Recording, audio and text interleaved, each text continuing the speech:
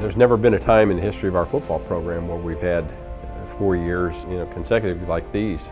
Our seniors are going to leave here with never having less than won a championship. This group is going to go out 39-7. That's pretty amazing. Well, I can say for me, it's like a dream. We've lost one regular season game in 3 years. The national playoffs, having home national playoff games, winning home national playoff games. There's not a better small college environment to play a home football game on. It's packed every Saturday. It's packed, and the fans are for us. That makes our players rise to the occasion. We have the Shepherd way of football. I don't think there's anything magical. People buy into the system.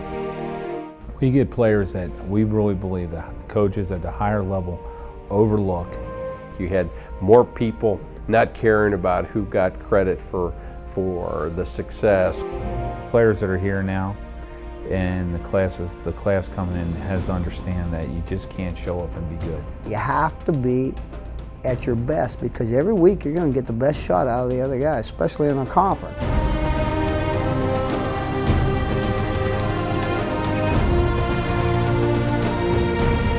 I think the players have done a nice job of bringing the team together. I don't think it's any one thing that any coaches have done.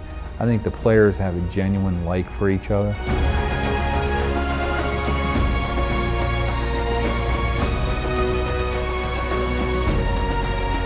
But this has been an amazing run, and it's not over yet.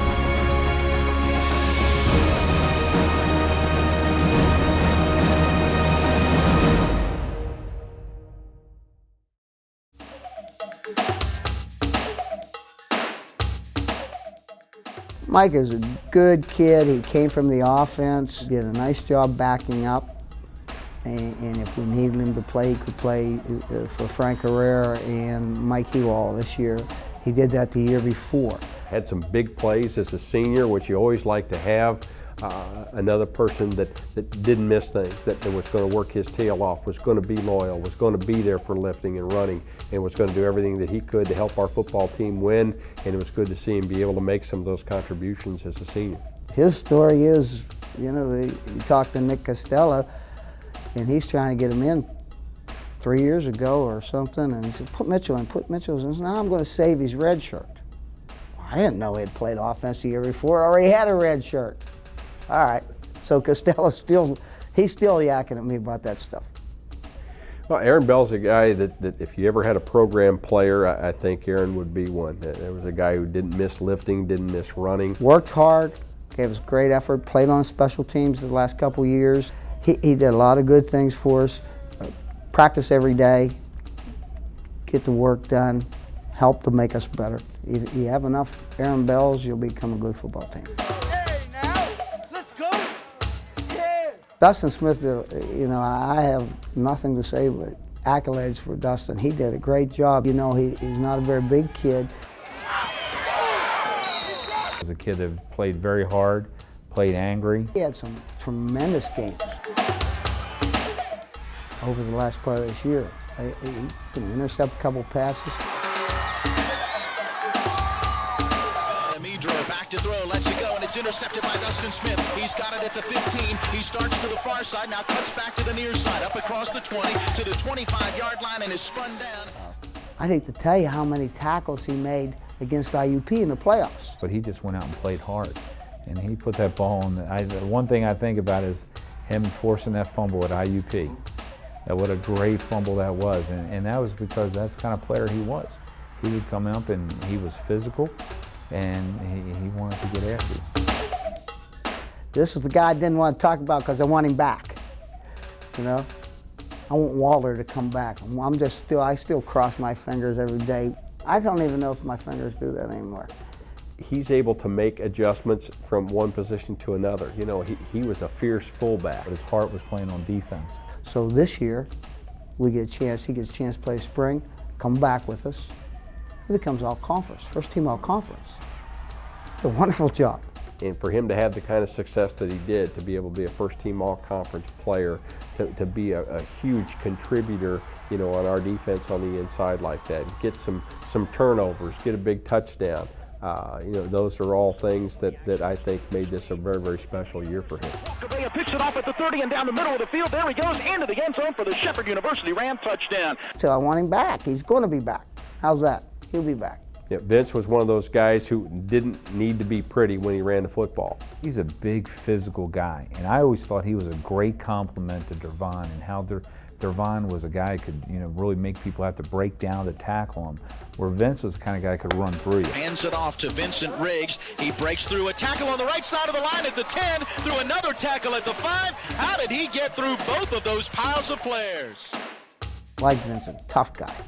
Who'll go hit you, run that ball in there hard. Just didn't make mistakes. And Vince got in the end zone quite a bit this year, and that was one of the other things that really helped too. You know, I think he gave us a great helping hand in a lot of situations over the course of his career. But Vince was a heck of a player. Gave us a little bigger running back too, which in situations was great to have. All right, I kind of wanted to group these two guys together, Joe Hooks and Jerome Quinata.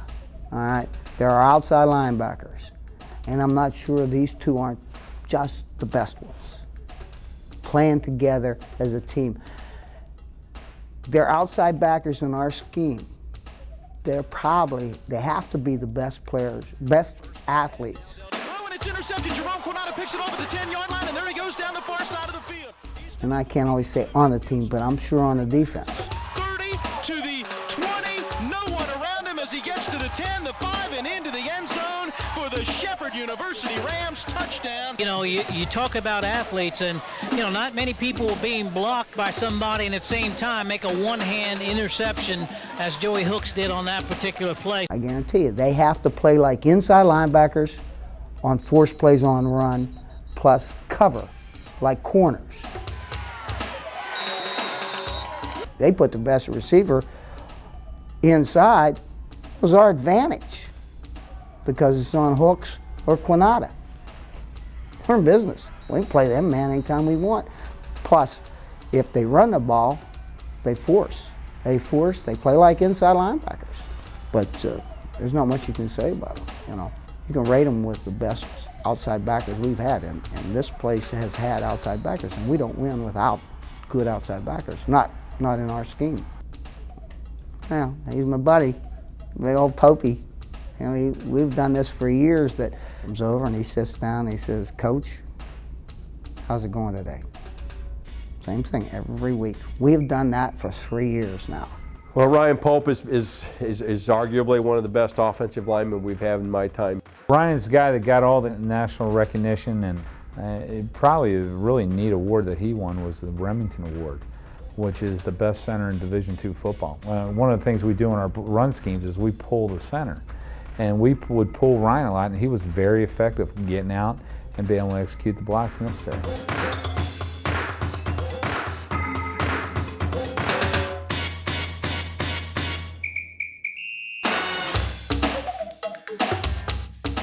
And Ryan was a great one. I think the thing that made Ryan special was that he was able to play center, guard, tackle, all equally well.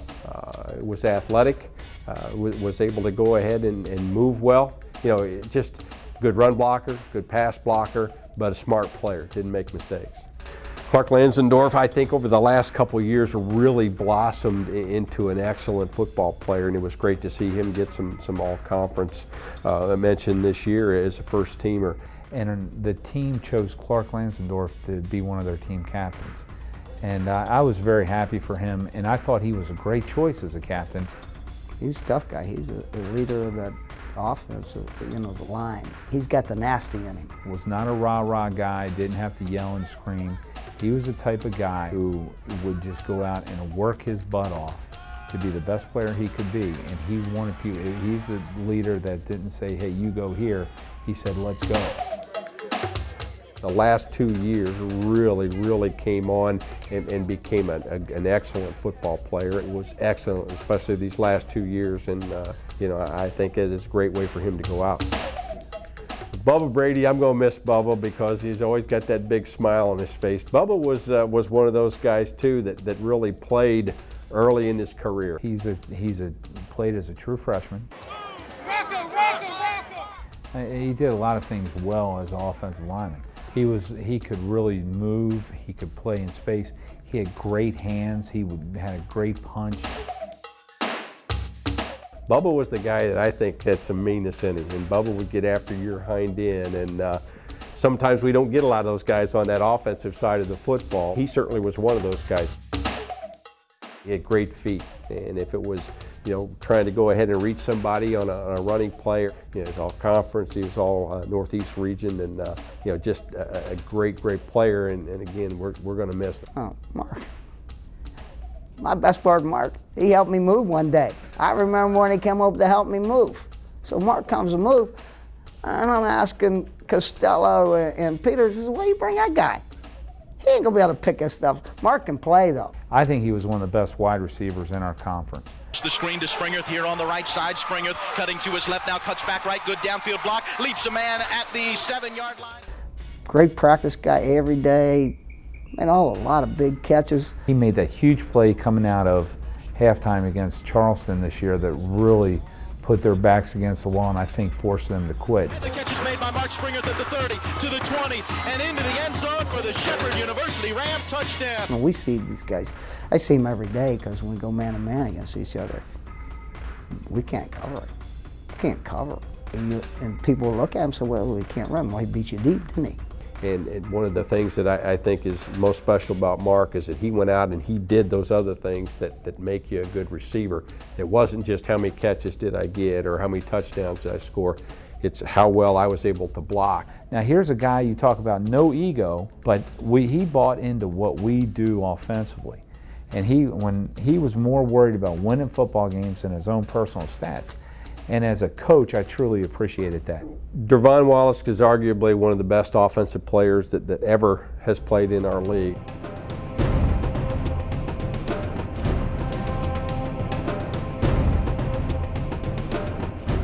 I think about Dervon, and he was fun to watch. Kick. Wallace will come up underneath of it on the run at the 19-yard line. Up across the far side 30, gets a seam to the 35, out beyond the 40 with the blocker in front across the midfield stripe. There he goes down the far sideline, cuts back at the 30, he's to the 20, to the 10, to the 5, and brought down right on the goal line. It's a touchdown for the Shepherd University Rams. Roughly 81 yards on the kick return for Dervon Wallace, and the Rams strike on the very opening kick.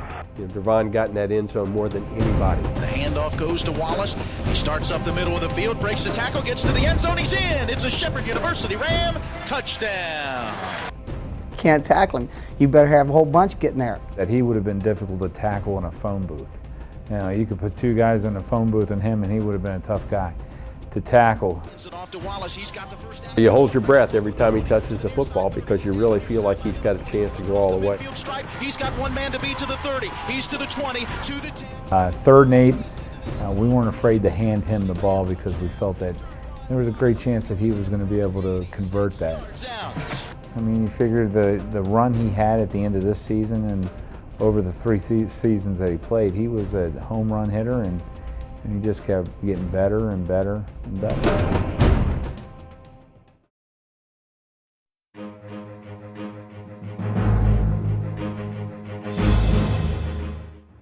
Well, Millersville was probably the hottest, temperature-wise, the hottest game I've ever been around. Very, very hot down here. In fact, the officials in desperate need of some water. That's why we have that break, and the team also using the water as well. One of the things we've always prided ourselves in is being able to be in condition to be able to play in the heat.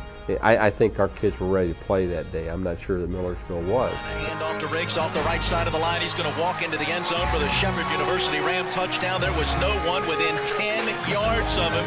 Matt, I saw Bobby Humphrey throw a block, knocked him back on his butt, and he rolled over, and there was nobody else there deep to make an attempt. We were able to go ahead and find a way to move the football. Cuts back to his right, and there he goes.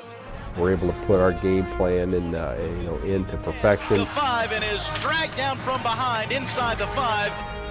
Really did a great job defensively. to limit their opportunities and things like that on that day. Straight drop back now, rolling near side on the control roll. Down he goes. 36-yard line. Smith is back in there. Wants to throw over the middle. Intercepted. Hirsch. You know, I think we put a great ball game together that day. It's a great start to our season. Leighton Hirsch, the sophomore defensive back out of Taneytown, Maryland, does the job, filling in for Dan Peters, and he looked just like Peters on that one. I think probably the thing you remember most about the Shippensburg game, and we've been fortunate enough to win those last three. I'm sure that's not real popular a few miles to our north, but you know, that was one of those ball games too that kind of went back and forth. Sheehan wide open at the 20, turns it upfield to the 15, to the 10, to the 5, dives inside the pylon into the end zone, off straight ahead running for the fullback, and he's into the end zone for the Shippensburg University touchdown. And it's Bobby Humphreys who pulls it in, breaks the tackle at the 10, and sprints into the end zone. Handoff goes to Lynch off the right side of the line. He's into the end zone for the Shippensburg touchdown. Mark Springer's been a pain in Shippensburg's bottom, especially the last two here, coming up with big catches that, you know, we're going to make the difference in the ball game, and certainly none bigger than this year. We knew we could beat them on the post. It's a perfect ball thrown by Tyler. Just had to go up and get it. As the man at the goal line, catch is made. It's a Shepherd University Ram touchdown as Mark Springer pulls it in at the goal line. A 26-yard scoring strike, and the Rams have regained the lead. If you're winning 30 in a row, someplace along the line, maybe you think you can't lose. Glenville game. Disappointing. Very disappointing. Well, it's the only conference game we've lost in 4. They scored and got a couple touchdowns on us, and our guys are starting to panic a little bit. They got out to a pretty good-sized lead. We found ourselves trying to play catch-up. I'm not sure that wasn't the best game that Glenville played all year. It certainly was not a good game for us, and we paid the price for that day. I think the kids came back the next week and said, well, hey, we can lose. We can lose. They bounced back. They won the rest, and they play football again. Very much been a really difficult team for us to play against the last few years. Their defense has been very, very good, and you know, some of those games have not had a lot of scoring in them. But you know, I think we were able to be consistent. I think we prepared just a little bit better. I mean, we had a loss last weekend. We just came together and decided we can't be messing around doing our own thing there. We got to play as a team, and we did. We came together, communicated with each other. We came in there and just had a great game. Lets it go near side, intercepted. Joey Hooks has it at the 25 down the near sideline into the end zone for the Shepherd University Rams touchdown. Well, you knew that was coming. You could just see it coming. Well, Seton Hill, a new team. Gosh, we hadn't played them, but you know, we had a chance to get a big play right off the bat. Kind of had them back on their heels. This is intercepted. Lewis Corum has it down this near sideline to forced out of bounds at about the 23. And really were able to put a lot of things together offensively that day. Scored some points. Raymond Menz, the redshirt freshman, with the catch and the score. Really did a great job of shutting them down. Didn't let them get any real momentum. Didn't really let them have a chance to get their running game going so that they could open up some of the things with their passing game. But that day was a lot of fun because you know, we had a chance to really get some momentum early on and keep it going and visit that end zone quite a bit.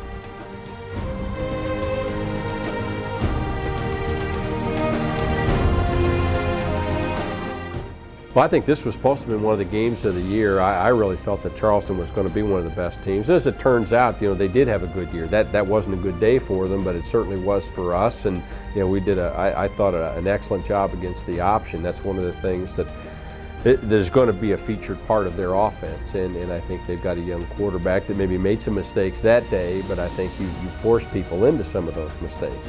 Basically all week, all we talked about was assignment football. Each of us knew our assignments and stuck with it all throughout the game. We knew if we shut down the option, it's pretty much their offense.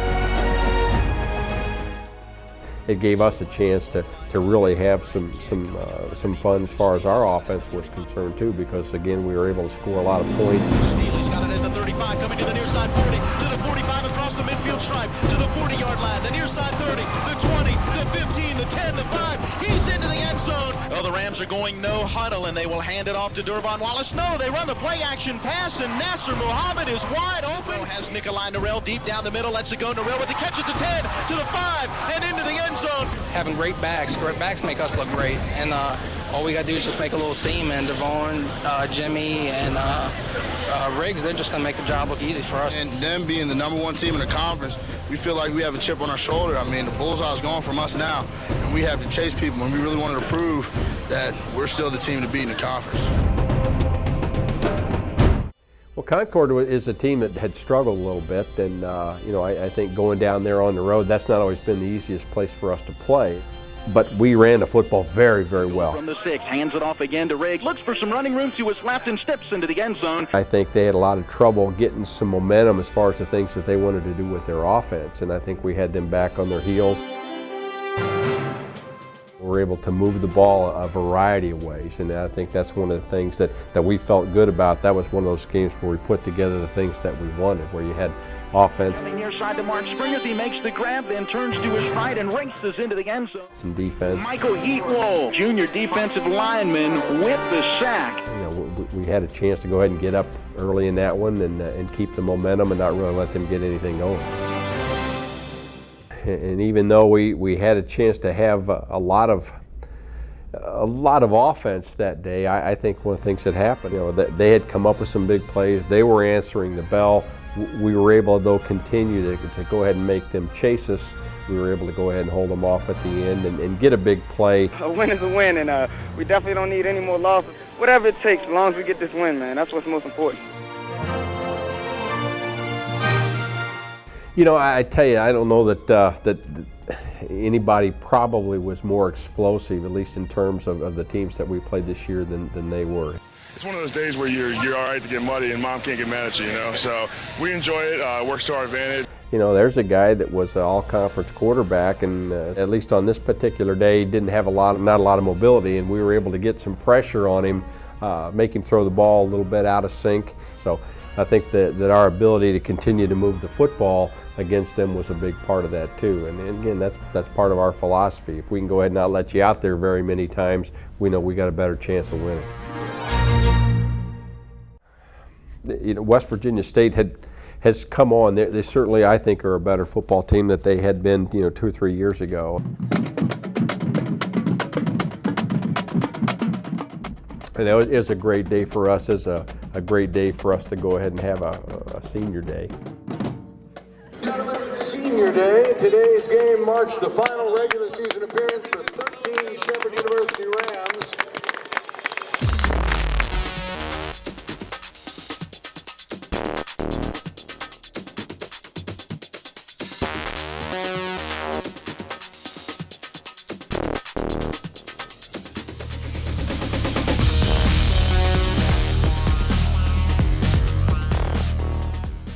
But I think on that particular day, our kids weren't going to be denied, and I think maybe for Dervon that was one of those opportunities to not only break some records, but to go ahead and get it clinched against the team that, you know, he began his career with at West Virginia State.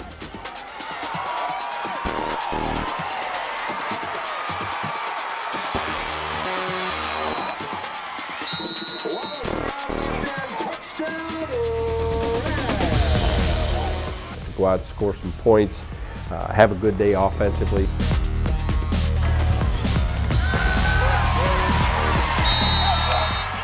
And defensively, you know, the way you'd like to have it.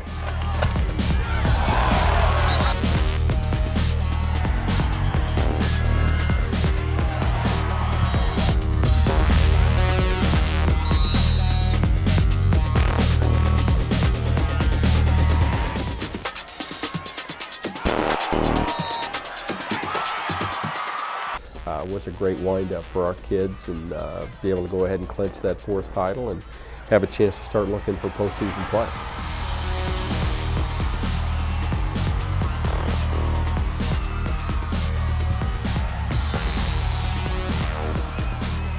Taking down the final score, 42-7 Rams. Man, take a look, man. First time ever, man. First time ever. Game ball, baby. Don't tell coach, though. Don't tell coach, man. 4 times, national playoffs 3 times. And our season's not over. A little vacation time, but we're still playing, and by God, that's what you go ahead and play for. So I'm proud of you. I'm proud of you because you're ready to play. You played all 6 together. I think anytime you can get that kind of national exposure for your program, that you're happy for your kids and coaches. And you know, it's exciting when you can go ahead and have an opportunity to know that you're going to be playing against the best. Here come the Shepherd University Rams. You know, again, the opportunity to play at home. IUP had been playing good football, and who was going to come in here, certainly having been a problem for us, you know, at other times, but and I think our kids were ready to go. 150%, baby. 150%, baby. Let's go. You know, again, it was one of those situations where I think we came up with some big plays when we had to.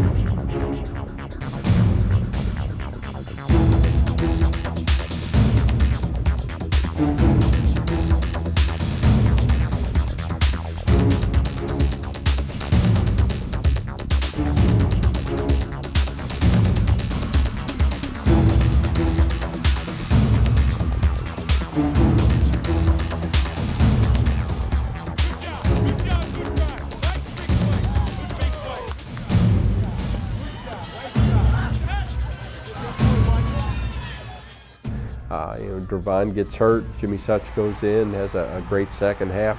It's 3 touchdowns, about 119 yards rushing in one half, and we're able to go ahead and keep that momentum, not really lose a step, and you know, that's always huge.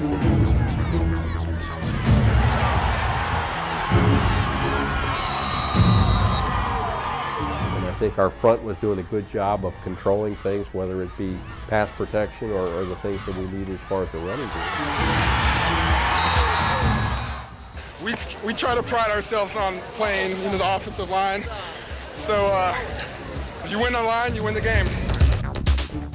Those are opportunities for younger players sometimes to step in. Certainly no bigger time, you know, for him, you know, for Jimmy to come in a ball game that we literally had to have if we wanted to keep playing, and to be able to go ahead and contribute in the way that he did.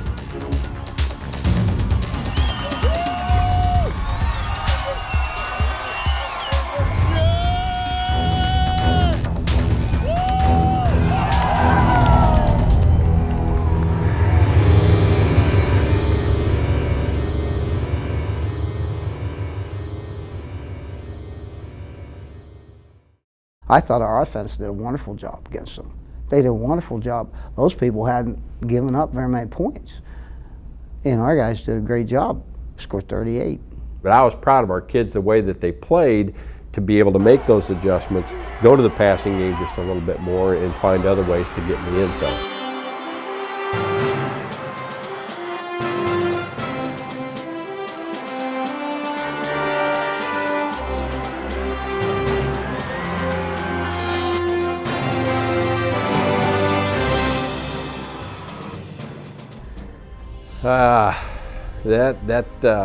That's a tough time. You know, you don't want their heads to be down. No one has accomplished over a 4-year span, you know, what our kids were able to go ahead and walk off that field with that day. And the thing we wanted them to focus on was the fact that what they had done over 4 years had never been done, might not ever be done again. Just keep your heads up, all right? Forget about this one. Think about what got you here. That's the thing that made a difference. They need to think about what they accomplished, not just on that one day when everything ended. Seniors, you guys are going to leave here having done things that no other class has ever done.